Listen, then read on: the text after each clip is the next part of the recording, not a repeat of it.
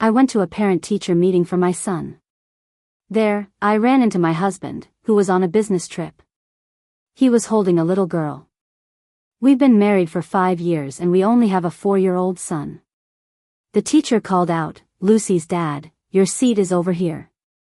My mind was racing, remembering my son tearfully asking me, "Mom, doesn't Dad like me?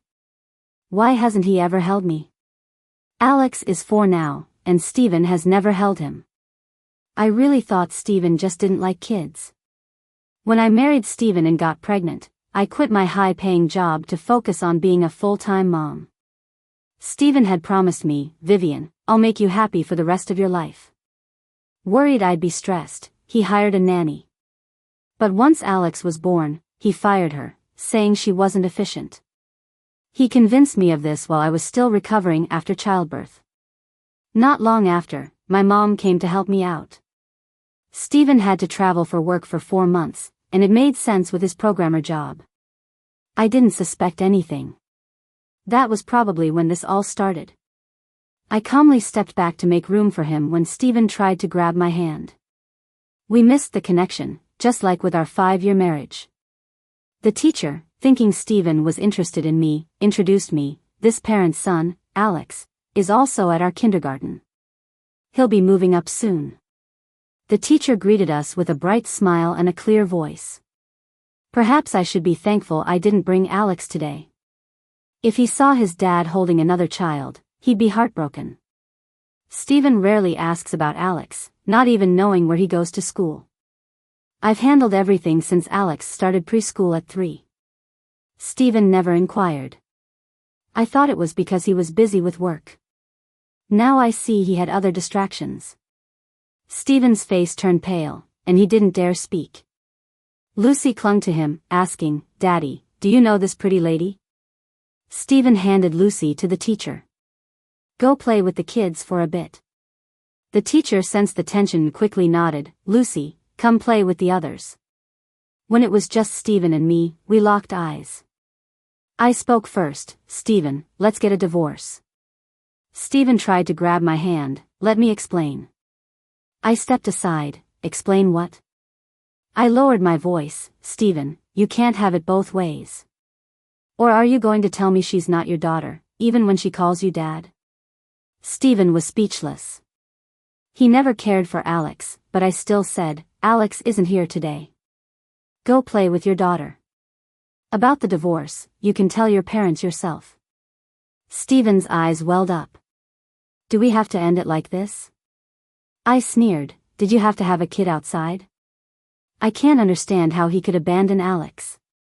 He's so adorable, well-behaved, and obedient. Steven said, with a hint of arrogance, "I'm sorry." His apology didn't bring me peace. Does a simple sorry fix everything? I left the kindergarten, unconcerned about who the other woman was. I left Alex alone at home. Just as I was about to head back, a familiar voice called out, "Vivian, why didn't you bring Alex to the kindergarten today?" It was Alex's grandma, Steven's mom. Since Alex was born, she's always been good to me. I asked, puzzled, "Mom, did you go to see Alex at home?" Steven's mom replied, "I thought you didn't take Alex to school, so I brought him over. We were playing, but when I saw you talking to Steven, we didn't want to interrupt." I frowned and asked hoarsely, "Mom, did you see everything?" She nodded, "Yeah, saw you talking to Steven." "Did you two have a fight again?" I stared at her, "Is that all you saw?" Steven's mom looked confused and asked cautiously, "Did something happen between you two?" I pursed my lips and said, "It's better to let Steven tell you." Suddenly, an argument broke out in the playground at the back of the kindergarten. I paused, "Mom, where did you leave Alex?" Steven's mom got anxious and moved quickly. I left him playing in the sandpit with a pretty little girl. My heart sank, and I rushed over. Alex was red-faced, glaring at Steven. Lucy stood on Steven's other side. Steven's mom immediately rushed to Lucy, asking if she was okay. I held Alex as he cried, "Mom, Dad's a liar. A big liar." Tears welled up in my eyes as I gently patted Alex's back. Lucy wasn't crying, just holding on to Stephen's pants, while Alex stood alone. How do I explain to Alex that Stephen loves him? Watching Stephen's mom comfort her granddaughter, my heart tightened. Did she know all along? Stephen, are you insane? I shouted at him. Stephen didn't look well, I didn't expect them to fight. Alex sobbed in my arms, Mom, I don't want Dad. He doesn't love me, so I don't love him.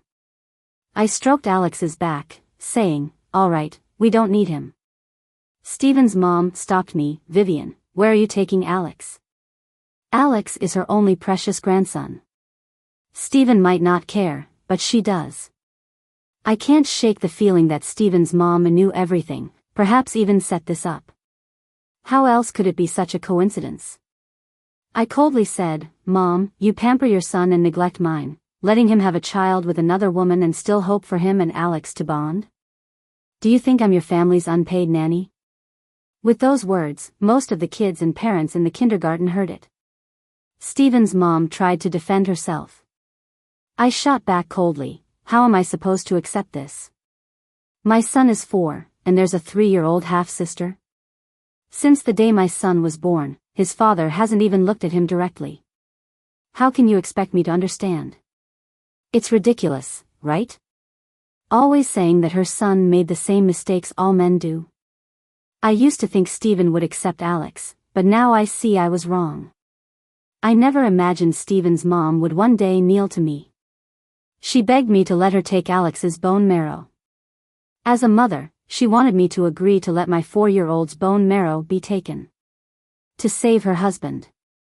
Meaning, save Alex's grandfather. I struggled to hold back my anger. Mom, Alex is only 4. Stephen's mom is also a mother.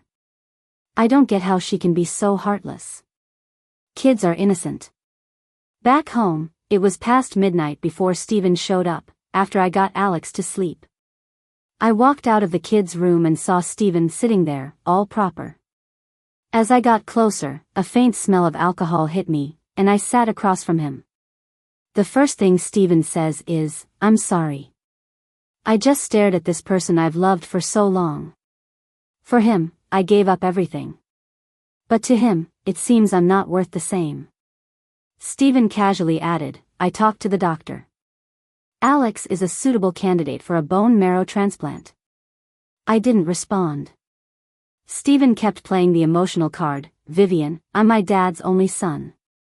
Don't make me unfilial. I raised an eyebrow, suddenly asking, you haven't done enough unfilial things? Stephen paused, then said, I'm sorry. I'm not handing Alex over. In a cold tone, I asked, over the years, have you ever taken care of Alex? Do you know what he's allergic to? His favorite foods? You could see Stephen's face turn black with shame because he knew nothing. I thought I could understand him working hard outside, but this? Telling me there's a 3-year-old daughter out there? No, Stephen never told me, I saw it for myself. I can't grasp his determination to use my son's bone marrow to save his father, as if it's his duty as a son. Even less can I understand how he can have such a cute son at home but prefers to mess around outside. I didn't give him much time to exhibit his so-called filial behavior. I went back to the bedroom, packing his things suitcase by suitcase. Stephen knew he was in the wrong, silently watching. Before leaving, I quietly led him downstairs, fearing to wake Alex. It's just as well that tomorrow is Friday, perfect for finalizing the divorce. Stephen just frowned, offering no words to stop me, okay. He left, dragging the suitcase. Perhaps there's nothing left of our marriage but its shell. Friday. I dropped Alex off at my mom's. Mom had heard about Stephen. Vivian, don't let them fool you again. I know. I'm not that foolish. Dad, angered, told me, the divorce must happen. On my way to the Civil Affairs Bureau, I reminisced about my university days with Stephen. A wintry sea city, alive with fireworks. It was like our determination to settle in Sea City. Years later, we made it. Yet suddenly, I realized our marriage was stagnant. As the bureau neared, an accident blocked the road. The cab driver apologized. "Girl, it's blocked ahead. I can't get through. The bureau's just up there, think you can walk?" I nodded and got out. Heard someone got their foot run over. In the end, I didn't make it to the bureau. Mom called, saying Steven's mom insisted on taking Alex. Rushing to Mom's, I found Alex hiding in Dad's arms, crying his heart out. I drove them to the complex entrance. Steven's mom was on the ground, refusing to leave until she had Alex. Mom angrily rolled up her sleeves. "Don't think I won't act." Steven's mom yelled about us having no heart. "Alex is my grandson. Is it so hard to take him?" Her antics drew the neighbors. Hearing her, they thought of me as some shrew. Someone suggested, "Vivian, why not visit with Alex? His grandma just misses him." Steven's mom threw me a sly look, then played the poor victim. She pleaded, "Vivian, let me have Alex for a few days. I'll return him." Alex, hearing my name, peeked from Dad's embrace. Seeing I was back, he reached for me. As I held him, he cried even more. Shaking with anger, I firmly held him. "Honey, Mommy won't abandon you. See how well Grandpa and Grandma protected you from the bad guys?" Alex's face was red from crying. I wanted Mom to take him upstairs, but he wouldn't let go. I gently rubbed his back, knowing his grandma had scared him. The neighbors' criticisms grew louder. Holding Alex, I stared at the woman on the ground. "Steven's mom, Alex is your grandson, but you know how Steven treats him. If Steven ever held Alex once, I'd say nothing. And when your son was sneaking around, weren't you helping to keep me in the dark? Now that your husband needs bone marrow, you come after my son. You have another precious granddaughter." Steven's mom turned pale, perhaps not expecting I'd confront her so publicly. She lost her arrogant demeanor, her voice softening. "Vivian, please, let Alex save my husband. Lucy is just 3. I smiled. "Ma'am, Alex is 4. Only a year apart, yet treated worlds differently." Steven's bank details showed about 20,000 moved to one account. Julia's account. After hearing me, the neighbors backed me. The neighbor next door added, "How can you people be like this? Truly eye-opening. Hang a banner so everyone knows your son's misdeeds." Steven's mom dropped to her knees in front of me. "Vivian, I'm begging you, for the sake of my age, please save my husband." For her age? Who's thinking about how hard it is for me to raise a kid alone? Even during my postpartum recovery, my mom was the one taking care of me. Who felt for me? Only my parents. Steven's mom said as long as I agreed to go to the hospital, I could name my price. I was moved, and under her teary gaze, I took Alex to the hospital. I texted my parents to let them know everything was fine. On the way, Steven's mom was all caring to me and Alex. Alex was scared, staying close to me, clutching my shirt tightly. I whispered to Alex, "Don't be scared, sweetie. We're going to see Aunt Emily." Alex relaxed, looking at me hopefully. "Really?" I nodded and patted his head. On our way, I called my friend Emily, who happened to work at the same hospital. She's a doctor in internal medicine. Steven's mom quickly arranged for a match test for Alex. The results would take some time. She confidently told the doctor, "Alex is my biological grandson, I'm sure he'll be a match." She looked like she wanted Alex in the operating room ASAP. Watching her, I reminded her coldly, "Auntie, not everyone can be a match. Isn't your son the prime example?" Steven wasn't a match. With Lucy being only 3 years old and not matching, it felt they'd naturally put Alex, at 4, up next. After Alex had his blood drawn, I got him some candy to cheer him up. Out of nowhere, Steven's mom knocked me for letting Alex have sweets, saying, "Why does a boy like sweets so much? Like a girl." I looked at her. "Auntie, watch your mouth." It was my way of saying if she pushed me any further, I'd walk. Steven's mom was taken aback and quieted down. I suddenly remembered Stephen was still at the Civil Affairs Bureau waiting for our divorce. I called him, but he didn't pick up. Frowning, I thought, was he with his daughter? Alex was still nursing his candy, tugging on my shirt. Mom, are you calling Aunt Emily? Stephen's mom's gaze followed. I shook my head and covered Alex's ears. Auntie, call your son. Tell him the divorce isn't happening today. She looked shocked. You're divorcing over this? She said it so casually, like it was no big deal. I was speechless for a moment, then said, I couldn't reach your son. Just then, I heard ambulance sirens. Emily showed up in her white coat right then. She greeted Alex. Look at our sweet boy Alex today. Come, give Aunt Emily a hug. Here to make my day. Alex couldn't help but smile, Emily's charm working on him. Emily was aware of everything I'd been going through lately. Alex blushed. Auntie, can you stop teasing me? Emily pinched his cheek. How could I resist cutie Alex? Alex laughed freely, leaving Stephen's mom stunned. Suddenly, my phone rang.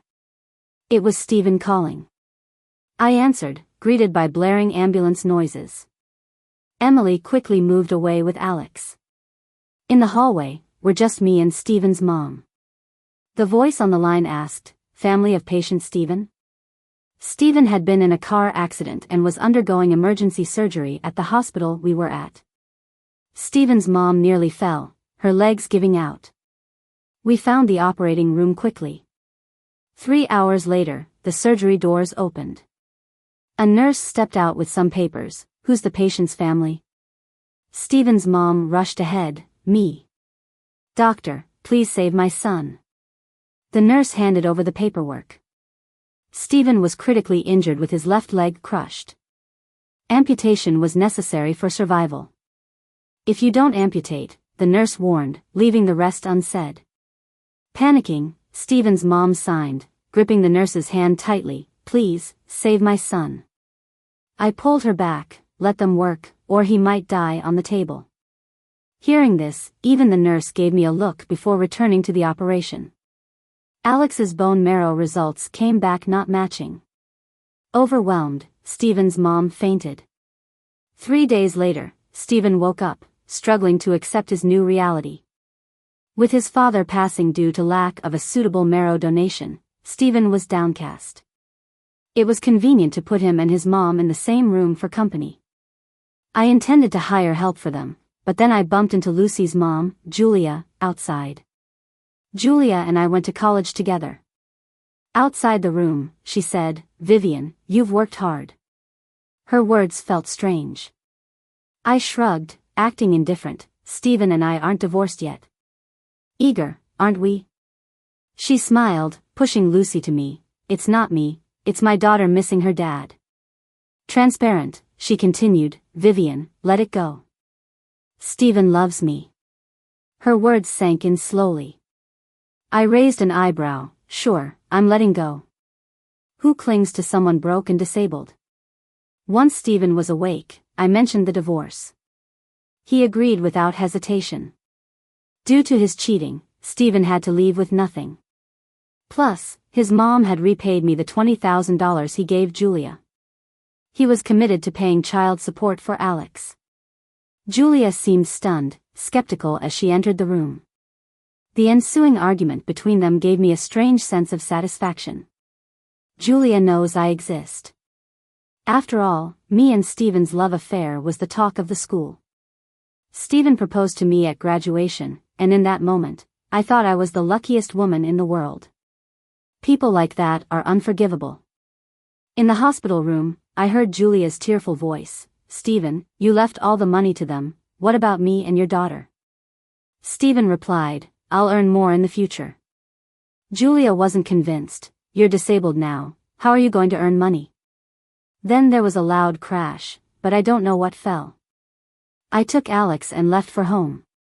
A while later, I renovated the house Stephen and I shared to make it new again. I turned Stephen's old office into a playroom for my son, Alex. For luck, I left the past behind like the wind. Alex got used to life without Stephen quickly. The new playroom made him so happy that he didn't even notice the change. With a chubby little hand, he surveyed his new room, then looked at me with eager eyes. "Mom, can I invite friends over to play?"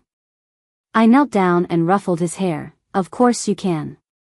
Alex gave me a kiss. "Mothers are the best."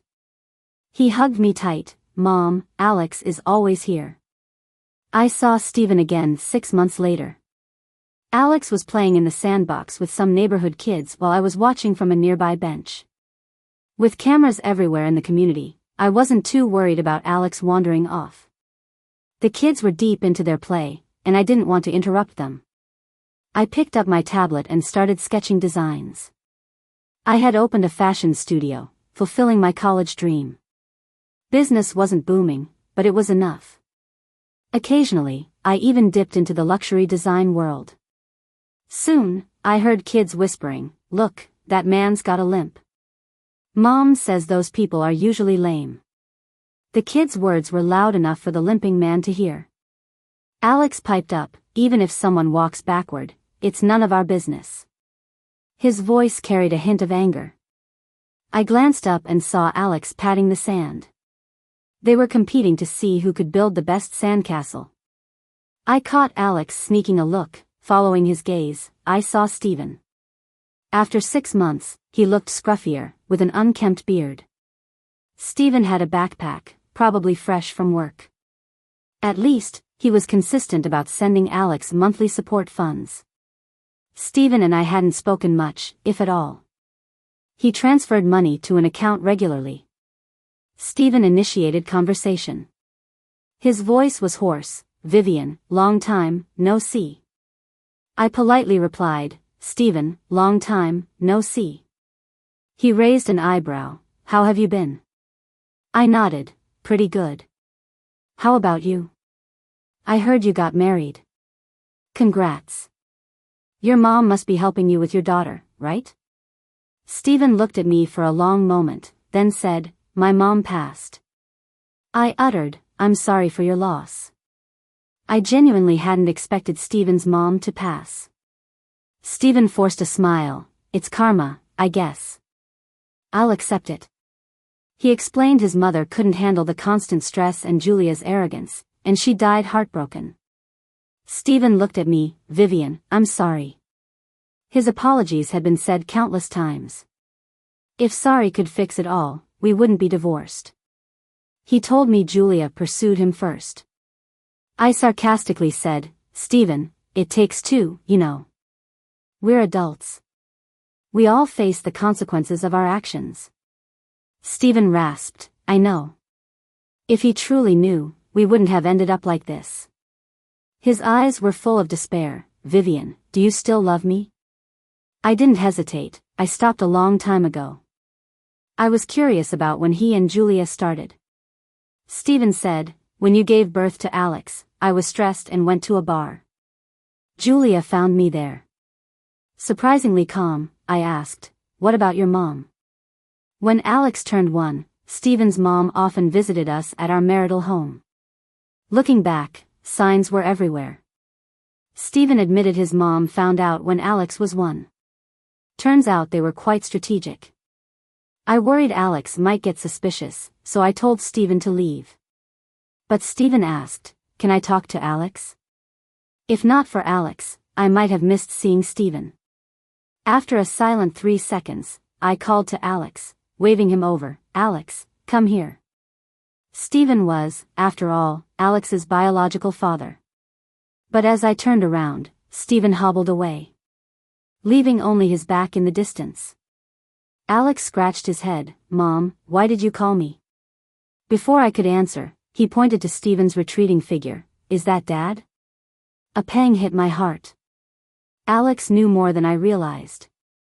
I crouched down, looking into his eyes. "Do you miss Dad, Alex?" Alex tilted his head. "What about you, Mom? Do you miss Dad?" "Grandma says, even if Mom and Dad aren't together, Dad is still my dad." I pressed my lips tight, silent. Alex held my hand. "Grandma said if I wanted to see Dad, I could, but I don't feel like it now." Alex said that, yet he couldn't help but watch Steven walk away. When Alex turned 5, I let Steven take him out for the day. And I stayed at the studio all night. Someone came to me for a custom wedding dress, so to meet the deadline, I decided to crash at the studio for the night. When Steven dropped Alex off at home, I was just arriving at the apartment entrance. Alex looked pretty upset. His little sulky face actually made me chuckle. I pinched his puffed up cheeks and asked, "Alex, what's got you so upset?"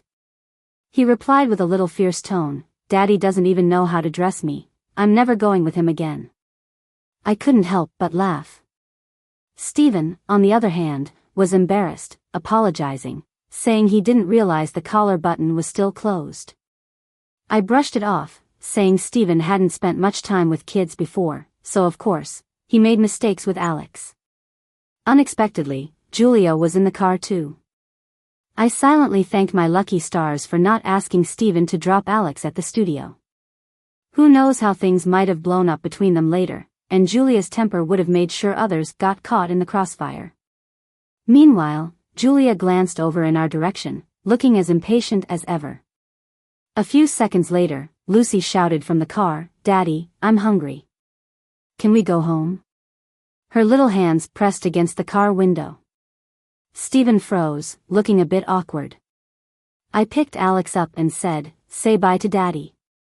Alex waved, "Daddy, don't come again." Steven's face fell even more. Just then, my dad's student, Sam, walked by, and Alex cheerfully called out to him. Alex stretched his arms, wanting Sam to carry him, and Sam, staring at me with his car keys in hand, lifted Alex up. Alex innocently said, "Mom, I'll wait for you at home with Sam." I waved them off, reminding Sam not to let Alex snack too much. Sam shrugged, chuckling, "Alex's sore throat is long gone, no worries there." I shot him a look while Alex giggled from his arms. Sam was deliberately saying this loud enough for Steven to hear, but Steven acted indifferent, as if unaffected. Steven seemed like he wanted to say something, but Lucy's calls from the car, along with Julia's scolding, "Look, can't even handle your own kid," stopped him. I sighed, urging Steven to leave. Sam, with Alex in arm, was already on his way. Steven, a bit bitter, asked, "Who was that guy?" I didn't feel the need to answer, it wasn't his business. Urgently, I suggested Steven should leave since Julia seemed ready to jump out of the car. Eventually, Steven drove off. Anyway, the one who wanted to work on a wedding dress with me was Sam's sister, Cindy. My car was in for servicing, and Sam had kindly given me a lift to my studio, coincidentally when Cindy was picking up her dress. She joked, "I thought my brother finally found love." Experienced as he is, Sam remarked, "This is a nice-looking dress." Cindy looked down, examining the skirt, turned in front of the mirror, "Really? I think it's pretty too." I adjusted her train, adding, "This dress suits you well." Sam, lounging on the sofa, teased, "Give her any more compliments and she'll be over the moon." I chuckled, "It's not fluff, she looks great." Cindy's fiancé isn't from our city, and they plan to move to H City. Sam was taking her to the station since she needed to pick him up. Watching them leave, I decided to close up shop and take a break for a while, especially since Alex is on vacation now. It'd be great to spend more time with him. We headed back to my mom's place. My dad, ever since retiring, has been obsessed with chess, sometimes spending entire days playing. Just in time for meals, always.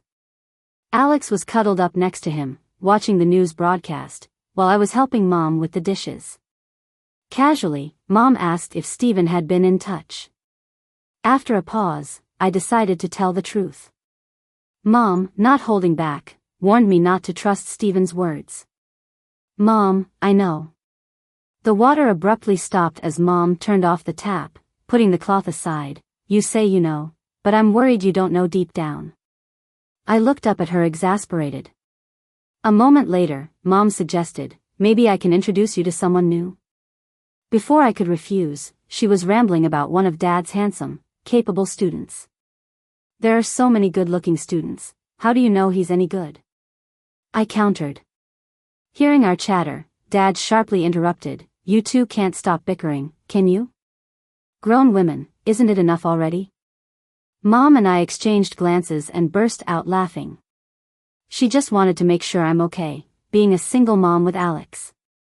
Unexpectedly, a year later, I ran into Julia alone at my studio's entrance. I momentarily forgot I was on the phone, noticing she was holding my business card. Is this yours? Julia incredulously asked. I nodded. Did you use Steven's money to open this place? She sneered.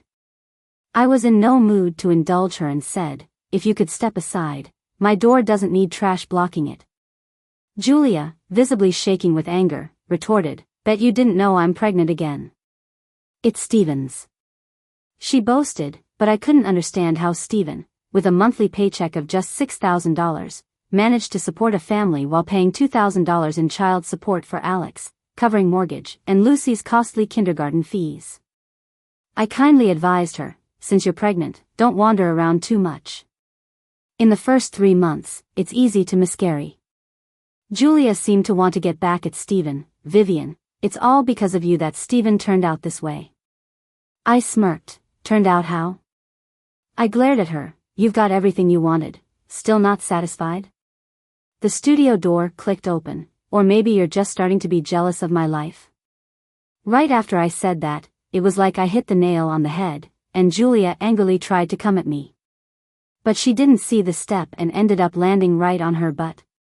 Julia pointed at me, trying to frame me. I quickly pointed to the camera nearby. There's a camera here, 360-degree coverage, you can have any angle you want. Good thing I installed it to prevent any store theft. Didn't expect it to come in handy today. Julia's face turned green with anger. Vivian, are you still hung up on Steven? I replied coldly, Julia, let's get this straight, Steven is my child's father. And about those underhanded tricks, looks like only you could pull them off. They wouldn't be so realistic for someone else. Julia glared at me with gritted teeth. I advised her, Steven's doing okay now, stop making trouble. Julia laughed, me, making trouble? Then her face turned pale, you should thank me for getting you out of misery. Maybe. Steven's voice came through the phone. He was in a basement showing a house and thought I had fallen. His concerned tone, Vivian, are you okay? I was fine. I frowned. Steven, Julia fell outside my store. It was Steven's day to send money to Alex, so when he called, I picked up. No one refuses money. At the hospital, Julia lost the baby after all. She blamed me for it. I found out she originally came to order a custom dress for her daughter, but didn't expect me as the owner of the studio. Steven apologized on Julia's behalf, and I didn't bother to pursue it. After all, she kept shouting about her lost child. Steven walked me out of the hospital, said he had something to do. But during the whole way, he didn't speak. Before leaving the hospital, I halted. If you got something to say, just say it. If you keep escorting me, you'll be taking me home. Steven took a deep breath, looking serious. If I get divorced, would you be with me again? I shut it down instantly, no way. Late sincerity is worthless, plus Steven's just weighing his options with me. Leaving the hospital, I bumped into Sam. Alex jumped out from the back seat, startling me. I got in the front seat and buckled up. You sure have a knack for picking up my son. Sam's hands gripped the wheel, his side profile catching the sunset glow, lighting him up. Later, I found out Sam's the guy my mom wanted me to meet. A year later, when things were steady, Sam and I got together. That day, he posted on Twitter after a long time, finally, after 10 years. It showed a photo of me, Alex, and him doing a parent-child activity at a fun park. Because of Sam, Alex became much more lively. From the kitchen, I glanced at the two facing the wall. You're still laughing and joking, you two are standing for another hour. Sam and Alex both exclaimed, "No."